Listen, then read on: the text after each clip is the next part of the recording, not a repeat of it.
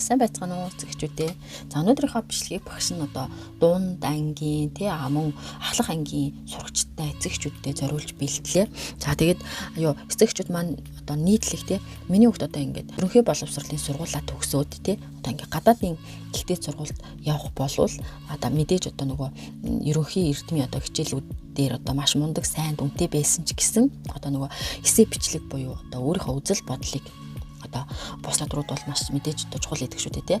Тэгэхээр яг тэр талаас нь багш нь өнөөдөр нэг эссе хэрхэн бичих вэ гэдэг энэ хоёр номыг танилцуулж байна. За тэгэхээр энэ ном маань болохоор эссе бичих вэ 1 2 гэдэг энэ ном байгаа. Энэ болохоор Эрдмийн өргөө зохисбор сургуулийн Монгол хэл уран зохиолын багш Мөнх Октябрь гэдэг багшийн ийм бүтээл байгаа. За тэгэхээр энэ бүтээлээр бид нар одоо хүүхдээ хэрхэн яаж одоо эссе бичиж сургах вэ гэдгийг одоо суурнаас нь буюу бүр ингээ анхан шатны тэр мэдлэгээс ахуулаад заасан юм ном байгаа. Жишээ нь одоо эссе гэж юу юм болоо гэд ингээд эцэгчүүд бас зарим тал дээр мэддэг шүү дээ. Тэнгүүтээ наа чиг бас зохиомжлогч юм уу?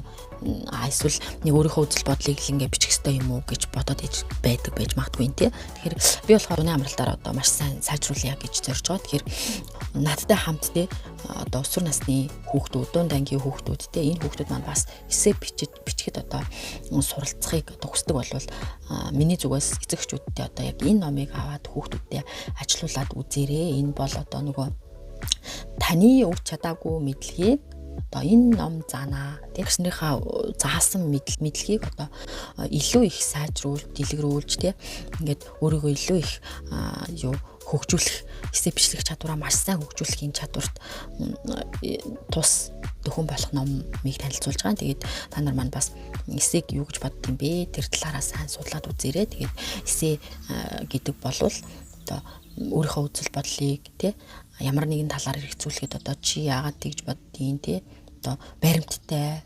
нотлоготой баримт нотлогоон дээр суурлаж одоо өөрийнхөө дүгнэлтийг гаргаж ингэж бичдэг тийм төрөл байгаа байхгүй тэгээд ер нь нэг юм ихлэхэд гадаадын тэр дээд зургуулуудын ч юм уу одоо эссе бичгээд өөрийн үзэл бодол бол маш чухал юм байна л да. Хувь хүн одоо өөрийнхөө үзэл бодлыг гаргаж бичснээрээ одоо хүнд одоо бусдад ингээд тодорхой ойлгомжтой байна тэгээд яг юу зорж байгаа хүн гэдэг нь юу зориод одоо манай сургуульд эсгээд байгаа юм яг энэ талаасаа одоо өөрийгөө ерөөсө цорын ганц өөрийгөө ингээд шалгуурна эссе бичлэг юм байна л да.